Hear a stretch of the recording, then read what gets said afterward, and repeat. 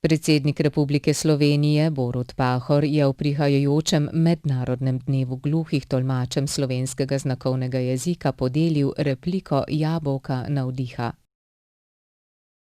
Med epidemijo koronavirusa je bila gluhim z njihovo pomočjo omogočena pravočasna obveščenost, povezana z aktualnim razvojem epidemije in ključnimi ukrepi.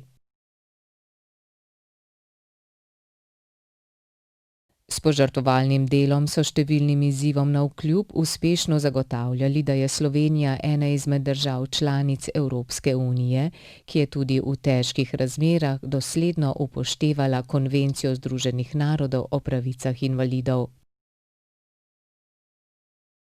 V imenu 61 tolmačev je repliko prevzela Jasna Bauman, direktorica zavoda Združenje tolmačev za slovenski znakovni jezik.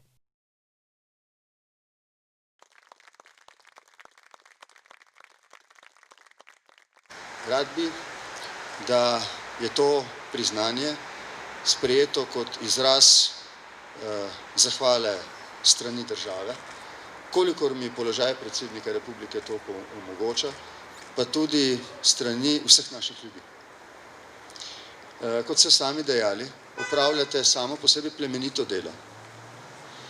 Še več, vaša navzočnost na ekranu, recimo, zlasti v času krize, ko ljudje tako hrepenijo po verodostojnih informacijah, ni samo stvarna pomoč tem ljudem, ampak je simbolen izraz naše vključujoče družbe.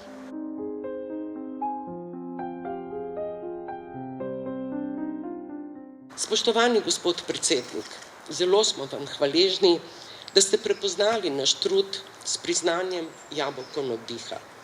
Zahvalo delim v imenu vseh 61 tolmačic in tolmačev in vaše priznanje nam pomeni vzpodbudo za naše nadaljnje delovanje in humano poslanstvo.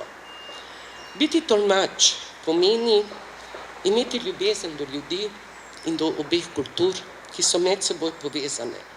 Pomeni humano komunikacijo. Biti tolmač pomeni, da imaš privilegij, da ti je skupnost gluhih omogočila, da se učiš in rasteš. Hvala.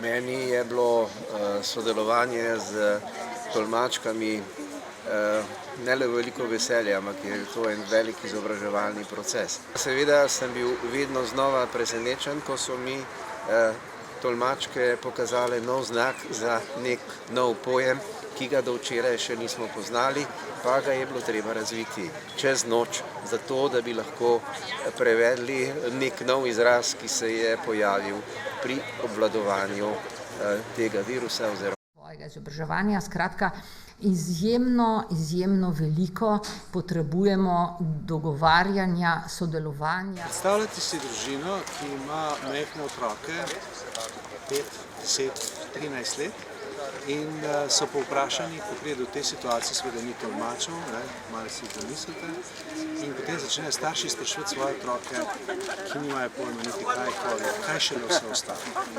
In ob teh dnevnih spremembah in ukrepih in navodilih je seveda bilo še tako zelo pomembno, da jim to ni razlagal otrok, ampak nekdo, ki je uradna oseba in predvsem, ki je sposoben za to.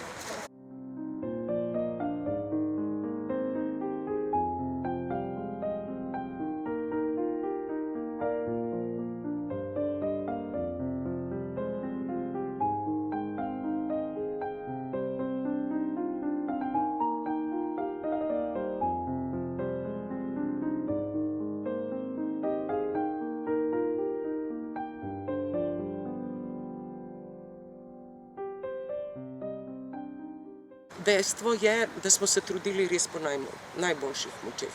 Treba je vedeti, da tolmačice so bile praktično, lahko rečem, na razpolago cele dneve.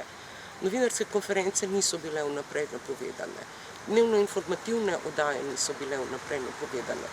Se pravi, zadoščajo samo en klic pol ure pred dogodkom in so morali biti na licu mesta in odtolmačiti. Največji problem seveda so bile te dolge novinarske konference, ki so zahtevale ogromno neke koncentracije, psihofizične sposobnosti. Treba je vedeti, da je to statični položaj tolmača, boli te hrbtenica, bolijo te roke. Tolmači letno sicer opravijo nekaj čez 20 000 ur tolmačenja.